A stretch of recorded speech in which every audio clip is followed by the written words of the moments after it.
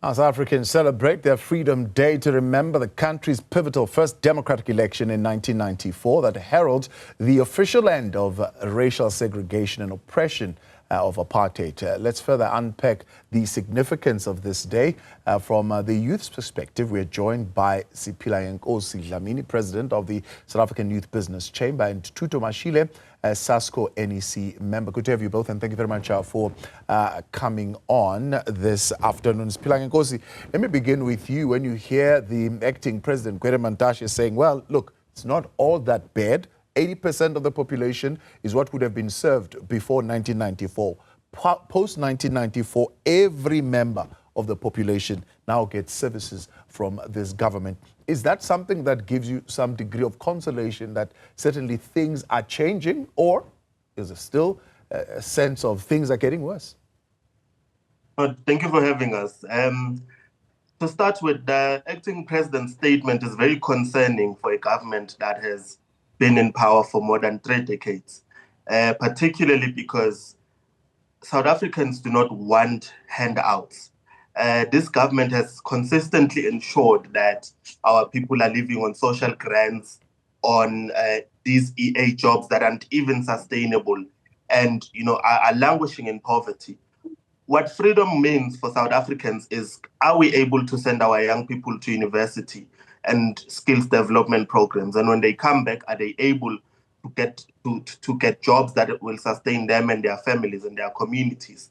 So for us, it is the same old song that has been sung by this government for the past 30 years, and we really demand better as the young people of this country who the future belongs to. Yeah, Thuto, building a new society, I suppose, is what the acting president says we must have in mind, a society where it belongs to all who live in it. Is that a reality for many communities, especially where young people reside? Thank you very much, and greetings to your viewership. Well, unfortunately, this is not the lived reality for a lot of young people in communities, especially in townships and rural areas. We still have young people that are sitting here in these places unemployed, that do not even have proper access to basic services. The infrastructure is dilapidating, and the only thing that really young people can entertain themselves with in such areas is alcohol and substance and partake in substance abuse. So therefore it's not easy to just assume that we can build this new society when so many people are still left behind. In as much as for us as a South African Student Congress, of course, we are in the higher education sector. We acknowledge that access to higher education has been broadened, but it hasn't entirely been broadened to where it needs to be, to speak to solving the issues that we have in this country, to speak to solving unemployment, to speak to solving some of the issues that we even have in our municipalities. For instance, in most municipalities, there are so many vacancies opened, yet you have people sitting in these very areas, young people, mind you, that have qualifications but are unemployed, and the municipalities unwilling to employ them. And what this causes is that we have failing water infrastructure, we have issues with our energy crisis, and if these vacancies are filled and young people are put there, surely these can be issues that are resolved. But we cannot build this new South Africa if people are left behind, especially young people. Yeah. So, Siphilangenkosi, you are saying that the spin-offs, for a lack of a better word, that come from the political freedom, so to speak, the ability, many would tell you, for us to basically have this conversation, criticize the government without a fear of being arrested or having police come and knock at your door tomorrow, is one of those things that we should be celebrating about the gains of this democracy. Are you saying those things do not matter as much as what you put as employment, guaranteed employment, that if I have skills tomorrow, then my freedom means that I must be able to get a job? Not essentially, we must be able to celebrate the political freedom that comes with these 3 decades of since '94. However, there are much more pressing issues outside of us being able to criticize government. There are much more pressing issues in our communities. For instance, and this is a huge concern because our intelligence services should actually be concerned if more than 35% of the young people in this country are unemployed, because then you can be able to have rogue elements domestically and otherwise that mobilize these young people towards problematic causes.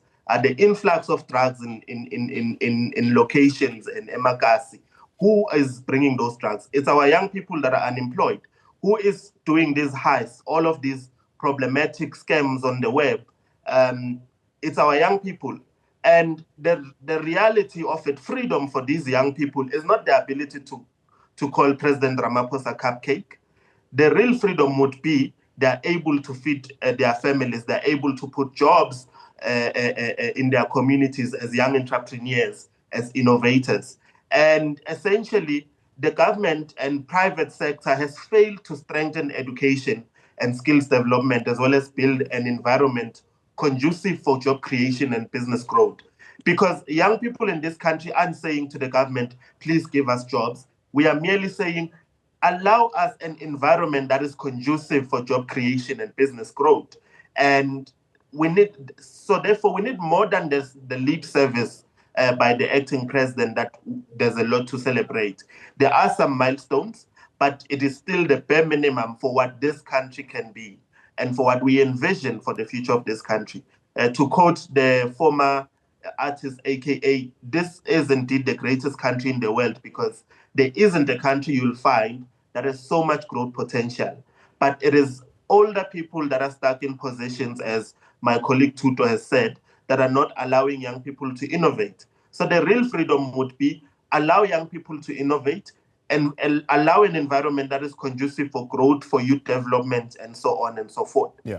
How do Thuto young people view the era of coalitions, the fact that we have a joint government, if you like, with the ANC, the DA, other parties as well that are in there? Are they looking at that as a dividends of the freedom that we enjoy in South Africa, that we are able to have that kind of freedom to choose who sits in our government?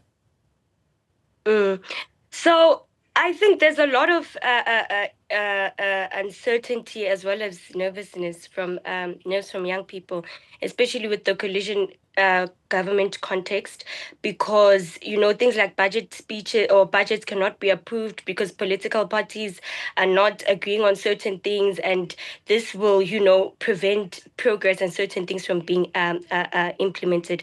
So there is a bit of nervousness in that regard, but I think our ability to vote then as young people, of course, just like Siphilangenkosi said, that these are some of the milestones that we must celebrate, that at least as young people who are now, or just people genuine in South Africa, we have that political freedom, we're able to vote.